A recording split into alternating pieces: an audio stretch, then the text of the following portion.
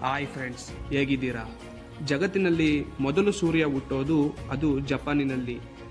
ಅವರು ಎಲ್ಲರಿಗಿಂತ ಮೊದಲು ಹೊಸ ವರ್ಷವನ್ನು ಆಚರಣೆ ಮಾಡುತ್ತಾರೆ.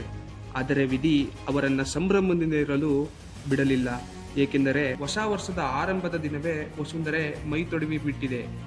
ಅತ್ತ ನೆಲ ನಡುಗುತ್ತಿದ್ದಂತೆ ಸಮುದ್ರದ ಭಾರಿ ದೊಡ್ಡ ಸುನಾಮಿಗಳು ಎದ್ದು ನಿಂತಿದೆ. ಜಪಾನಿನಲ್ಲಿ ಸುನಾಮಿಯ ಮುನ್ನೆಚ್ಚರಿಕೆಯೂ ಕೂಡ ಇದೆ. ಕೇವಲ ಜಪಾನಿನಲ್ಲಿ ಮಾತ್ರವೇ ಅಲ್ಲ, ರಷ್ಯಾ, ದಕ್ಷಿಣ ಕೊರಿಯಾ, ಉತ್ತರ ಕೊರಿಯಾ ಕೂಡ ಸುನಾಮಿಯ ಮುನ್ನೆಚ್ಚರಿಕೆಯನ್ನು ನೀಡಲಾಗಿದೆ. ಒಂದು ಕಡೆ ಜಪಾನಿನಲ್ಲಿ ಹೊಸ ವರ್ಷದ ಆಚರಣೆಯಲ್ಲಿದ್ದಾಗಲೇ ಜಪಾನ್ ಸ್ಮಶಾನವಾಗಲು ನಿಂತಿದೆ. ಜಪಾನ್ ದೇಶವನ್ನು ಯಾಕೆ ನತದೃಷ್ಟ ದೇಶ ಎಂದು ಕರೆಯುತ್ತಾರೆ ಗೊತ್ತಾ? ಏಕೆಂದರೆ ಜಪಾನ್ ಎಂಬ ಈ ಪುಟ್ಟ ದೇಶದಲ್ಲಿ ಪದೇ ಪದೇ ಸಂಭವಿಸುವ ಭೂಕಂಪ, ಸುನಾಮಿಗಳಿಂದ ಜಪಾನ್ ದೇಶದಲ್ಲಿ ಯಾವಾಗ ಏನಾಗುತ್ತೋ ಹೇಳಲು ಸಾಧ್ಯವಾಗುವುದಿಲ್ಲ. ಜಪಾನನ್ನು ಭೂಕಂಪಗಳ ನಾಡು ಎಂದು ಕರೆಯುತ್ತಾರೆ. ಅಲ್ಲಿ ಆಗಾಗ ಭೂಮಿ ಕಂಪಿಸುತ್ತಲೇ ಇರುತ್ತೆ. ಭೂಕಂಪ ಅನ್ನೋದು ಜಪಾನಿನಲ್ಲಿ ಕಾಮನ್ ಆಗಿ ಹೋಗಿದೆ. ಆದರೆ ಕೆಲವೊಮ್ಮೆ ಈ ಕಂಪನ ಊಹೆಗೂ ಮೀರಿ ಆಗುತ್ತೆ. ಅದರ ತೀವ್ರತೆ ದೊಡ್ಡ ಮಟ್ಟದಲ್ಲೇ ಆಗುತ್ತೆ. ಹೊಸ ವರ್ಷವನ್ನು ಆಚರಿಸಿ ಖುಷಿಯಲ್ಲಿದ್ದ ಜಪಾನ್ ಜನರಿಗೆ ದೊಡ್ಡ ಶಾಕ್ ಅನ್ನು ಕೊಟ್ಟಿದೆ. ಅದರ ಜೊತೆಯಲ್ಲೇ ಎದ್ದ ದೊಡ್ಡ ದೊಡ್ಡ ಸಮುದ್ರದ ಅಲೆಗಳು ಜಪಾನ್ ನಗರಗಳಿಗೆ ನುಗ್ಗಿ ತನ್ನ ಆರ್ಭಟವನ್ನು ತೋರಿದೆ. ರಿಕ್ಟರ್ ಮಾಪಕದಲ್ಲಿ 7.6 ತೀವ್ರತೆಯ ಭೂಕಂಪವು ಸಂಭವಿಸಿದ್ದು ಜಪಾನ್ ಎಂಬ ಮುಂದುವರೆದ ದೇಶವನ್ನು ದಿಕ್ಕು ದಿವಾಳಿಯನ್ನಾಗಿ ಮಾಡಿಬಿಟ್ಟಿದೆ. ಅಚ್ಚರಿಯ ವಿಷಯ ಏನೆಂದರೆ, ಜಪಾನಿನಲ್ಲಿ ವರ್ಷಕ್ಕೆ ಸುಮಾರು 1,000ಕ್ಕೂ ಹೆಚ್ಚು ಭೂಕಂಪಗಳು ಇಲ್ಲಿ ಸಂಭವಿಸುತ್ತದೆ. ಆದರೆ ಅದರಲ್ಲಿ ಕೇವಲ 1 ಅಥವಾ 2 ಮಾತ್ರ ತೀವ್ರತೆಯನ್ನು ಹೊಂದಿರುತ್ತದೆ.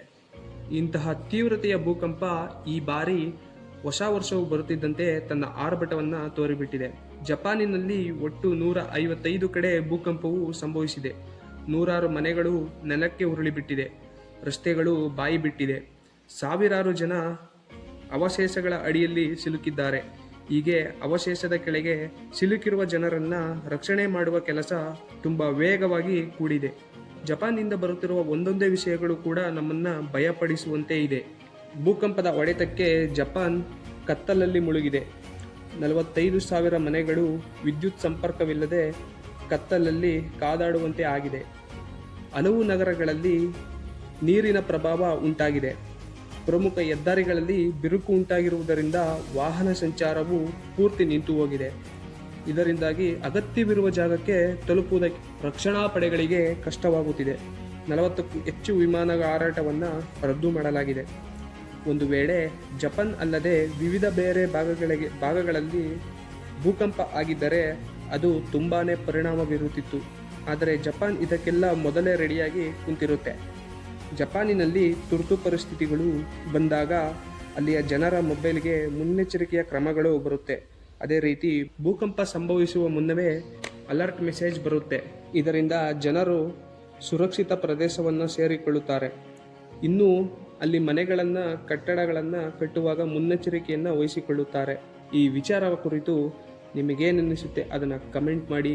ಅಲ್ಲಿವರೆಗೂ ಸಿಗೋಣ. ನಮಸ್ಕಾರ.